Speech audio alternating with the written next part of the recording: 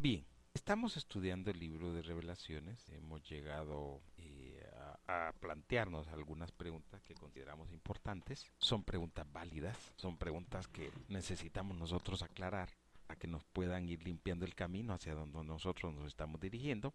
Y en el avance de nuestro estudio, pues tenemos que hacer más interrogantes, más cuestionamientos que consideramos que son válidos y que son fundamentales y que tienen que ver con nuestro conocimiento de las escrituras. Hay otra pregunta que creo que es fundamental nosotros plantearnos, y es que hemos tratado de evitar que la contaminación llegue a los textos sagrados. Y esta contaminación que ha venido a través de los tiempos y que el Mesías nos advirtió constantemente en esa frase que hemos hecho nuestra, no que nos pertenece a nosotros, sino que la hemos hecho parte de un pilar de conocimiento, estrategia y de precaución, y que nos agrada porque la misma nos permite siempre estar recordando el cuidado que se debe de tener con relación a la voluntad divina, al pensamiento divino, a la orden divina, a las enseñanzas y a la ley de Dios. Entonces, esa expresión de Jesús es, pues, es parte de nuestra existencia. No sé si ustedes lo harán parte de su vida, pero para nosotros es muy fundamental porque nos permite tener siempre ese stop, ese cuidado, esa advertencia, y que está declarada por el propio Mesías de que mirad que nadie os engañe. Pues eso es lo que nos ha hecho siempre a nosotros tener mucho cuidado cuando leemos las escrituras, porque hay mucha contaminación religiosa, hay mucho pensamiento propio, personal, particular de cada uno de los apóstoles, y a nosotros no nos interesa el pensamiento de ellos, nos interesa lo que piensa Dios. Tal vez se oiga fuerte, pero aquí es Dios o es Dios, no hay nadie más. Y que yo sepa, tengo por entendido que Dios no comparte su gloria con nadie. Así que, aunque les duela, aunque no les gusta, aunque no les parezca, pues lo que digan los apóstoles no nos interesa si Dios ya se refirió al tema. Entonces, este asunto de la contaminación es un asunto bien delicado al que hay que tenerle mucho cuidado. Porque a través de la contaminación ha entrado una serie de corrupciones doctrinales y la sana doctrina se ha escondido, se ha ocultado, producto de que las nuevas enseñanzas paganas, vestidas con ropaje religioso, han interrumpido en los grupos religiosos de hoy en día, en la fe de un montón de personas. Y por eso pues tenemos este caos, esta autodestrucción, este fin del mundo religioso. Por eso es importante entonces mantener siempre ese parámetro que nos ordena el Mesías de que mirad, nadie os engañe. Entonces, traído a valor presente, al texto que nosotros estamos estudiando, tenemos que tener mucho cuidado en algunas declaraciones que se dan aún en el propio libro de Revelaciones, porque recuerden que quien escribe es un ser humano. Y por naturaleza, todos nosotros los seres humanos tenemos un problema bien definido, somos imperfectos. Y la imperfección solo viene a consolidar, a demostrar la perfección divina. Entonces, en este caso particular, tenemos que tener cuidado con relación a lo que escribió Juan en un particular y que no tiene nada que ver con la revelación divina. O sea, pues que el texto hay que separarlo en dos grupos. En la propiamente revelación de Dios y en lo que Juan escribió particular, personal, que no pertenece a la revelación, sino que es una cosa personal de él. Y esto lo digo porque los que han leído el libro de Revelaciones saben que en el capítulo 1 hay muchas declaraciones de Juan. Y estas declaraciones hay que tener mucho cuidado, porque son personales de él, que no tienen nada que ver con el texto. Y eso es fundamental. Entonces, el sentido de lo que nosotros estamos hablando es que aprendamos que una cosa es la revelación, o sea, lo que Dios le dio a Jesús, rollo que le dio a Jesús, donde le reveló las cosas. Y otra cosa es lo adicionado por Juan, que no tiene nada que ver con la revelación. Y que hay declaraciones que él hace que son propias de él, pero que no necesariamente son así. Por ejemplo, en el capítulo 1 de Revelaciones, del versículo 4 en adelante, hay algunas afirmaciones particulares de Juan. Y esto motivado, claro, por lo que el Mesías va a revelar a través de su ángel.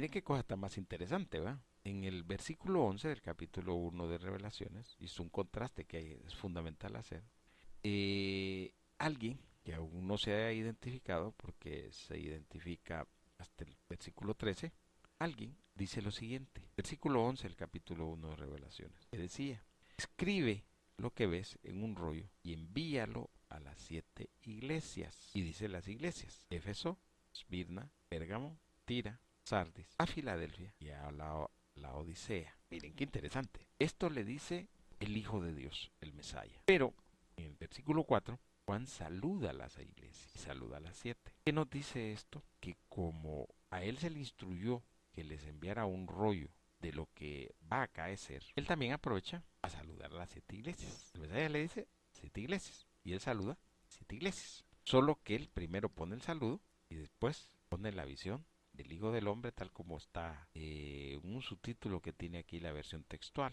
¿Qué nos dice esto? Bueno, nos dice que Juan, aprovechando el conocimiento anticipado que ya tenía, lo que le habían dicho en el versículo 11, se adelanta y hace un saludo a las 7 iglesias. ¿Verdad? Eso significa, en otras palabras, que es lo que hemos sostenido y dicho nosotros, que hay que tener mucho cuidado con relación a lo que los apóstoles se adjudicaron como particular de ellos o como, entre comillas, revelación. Porque esta revelación, esto que hicieron ellos a través del tiempo, fue lo que en alguna gran medida ha ayudado a los grupos religiosos a entrar a este caos y a esta confusión religiosa.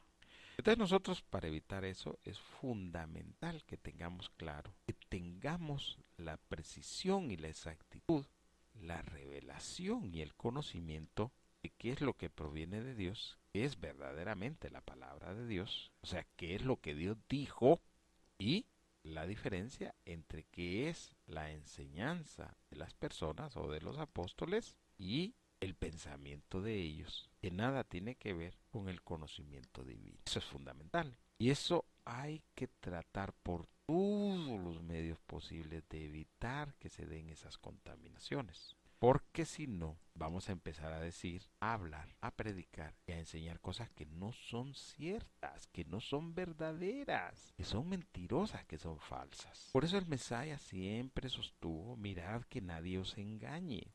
Y para que usted pueda evitar el engaño, usted tiene que conocer la verdad.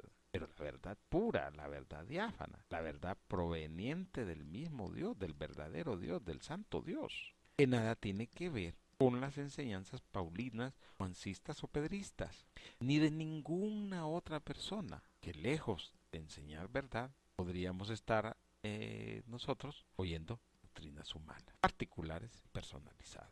Entonces, ¿qué estamos aprendiendo en este momento nosotros? A evitar contaminación. Si usted aprende a evitar la contaminación, usted ha dado otro paso fundamental en el conocimiento de la verdad. Por eso aclaramos nosotros, ¿verdad? Que lo que Juan escriba en lo particular, ese es asunto de él.